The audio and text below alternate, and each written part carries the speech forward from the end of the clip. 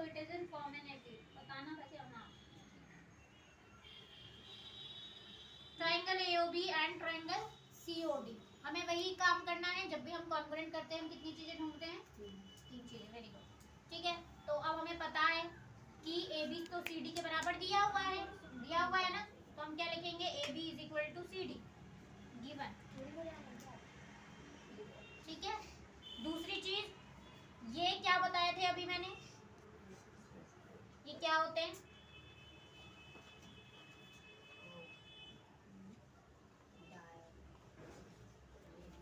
Radius क्या होते हैं? और सर्कल के सभी रेडियस क्या होते हैं? सेम होते हैं। सेम होते हैं ना?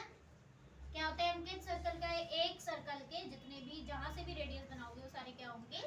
सेम होंगे। इसका मतलब है कि OA is equal to OD, OB is equal to OC।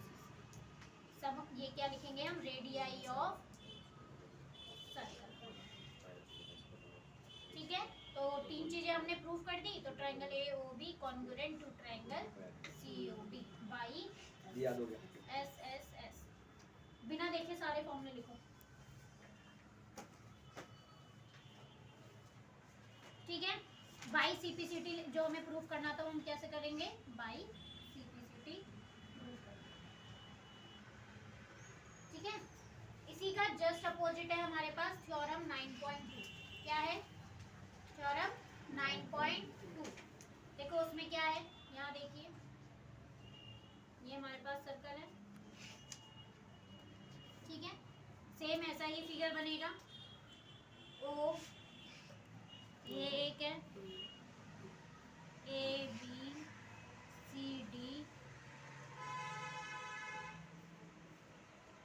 अब इसमें आपको ये और ये इक्वल दिए हुए, क्या दिए हुए हैं? ये और ये एंगल इक्वल दिए हुए हैं। तो हम गिवन में क्या लिखेंगे? गिवन में हम लिखेंगे angle AOB is equal to angle COD। To prove में हमें क्या करना है? जो हमें यहाँ दिया हुआ था वो हमने टू प्रूव करना है, जो टू प्रूव करना था वो हमें इस बार तो AB is equal to CD। Same वैसे ही करना है आपको, कुछ नया नहीं करना है। दो ट्राइंगल लेने हैं, in triangle AOB and triangle COD। क्या हो जाएगा? दो तो आपको रेडियस सेम रहेंगे, रेडियस तो सेम रहेंगे ना वैसे के वैसे। तो OA is equal to OD और OB is equal to OC, radii of circle, ठीक है। मरा नहीं। फिर तीसरा जो हमें दिया हुआ था, गिवन था angle AOB is equal to angle COD given. तो triangle AOB congruent to triangle COD by SAS। Very good. अब आगे क्या लिखेंगे? क्या प्रूफ करना था हमें? बाई। आसान था ये? था कि नहीं था आसान? ठीक है। सेम ऐसे ही क्वेश्चन थ्योरम जो एक्सरसाइज 9.1 के हैं, सेम यही क्वेश्चन है, बस उसमें ट्राइंगल दो बनाने हैं आपको। देखिए क्या लिखा है? जो थ्योरम 9.1 है, 9.2 है, उनकी आप ये जो लैंग्वेज लिखी हुई है उसको पढ़ के समझेंगे। If the angle subtended by the chord of circle at the centre, अगर सेंटर सर्कल के सेंटर से जो सर्कल के सेंटर पे कॉर्ड की वजह से जो एंगल बन रहा है वो अगर इक्वल है तो बताइए कि कॉर्ड्स भी इक्वल होंगे। तो हमने इसलिए क्या लिखा कि ये दोनों एंगल इक्वल है और साइड को हमें इक्वल प्रूफ करना है, ठीक है। 9.1 में देखिए क्या लिखा हुआ है, समझ में आ रहा है क्वेश्चन? पढ़िए जरा, एक्सरसाइज 9.1 के क्वेश्चन पढ़िए।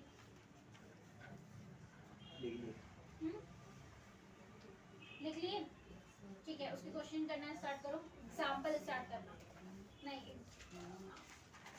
लेकिन बिना देखे, सिर्फ क्वेश्चन देखना है तुम्हें और बुक बंद कर देनी है, ठीक है। उसी आ रहा है आंसर? हाँ आ गया। मैम ने इंपॉर्टेंट क्वेश्चन बता रखे हैं, वही आएंगे। कौन सा चैप्टर आ रहा है? एपी और प्रोबेबिलिटी। उन्होंने टाइप्स वाले करने के लिए कहा था वो इसमें वैसे निकालो, पहले S1 निकालो, फिर S2 निकालो, फिर A1 निकालने के लिए क्या करना पड़ेगा? A1 plus A2, S2 minus S1। S2 निकालने के लिए तो पहले S1 निकालोगी, n की जगह पुट करोगी A1, हाँ, फिर S2 निकालोगी, n की जगह पुट करोगी, S1 की वैल्यू आ जाएगी और S2 की वैल्यू आ जाएगी ना। हाँ। फिर A1 निकालने के लिए क्या करना पड़ेगा? A1 हमारे हमने कहा था कि A1 ही S1 होता है। अच्छा हाँ, A1 वाला S1 और S2 के लिए निकालने के लिए A1 plus A2 करना होगा। हाँ, तो A1 की वैल्यू हमारे पास पहले से ही होगी ऊपर वाली, तो मैं पुट करूंगी, ठीक है ना।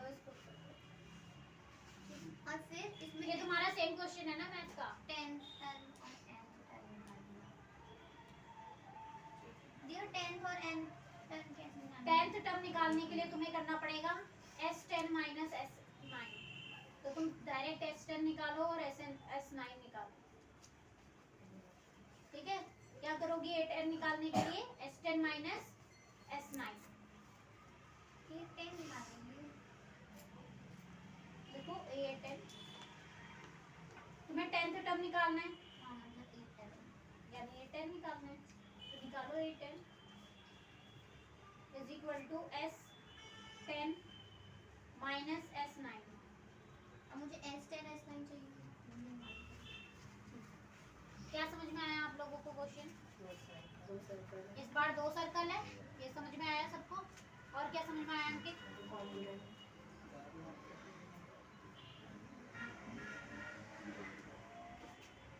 दीदी 2 सर्कल है, उनको कॉन्ग्रुएंट करना है और 2 सर्कल है, recall that 2 circle are congruent, ठीक है, वो दोनों कॉन्ग्रुएंट है। तो दोनों कॉन्ग्रुएंट है, इसका मतलब दोनों का रेडियाई क्या है? सेम है, यानी रेडियस सेम है। वहाँ एक सर्कल था तो एक सर्कल का तो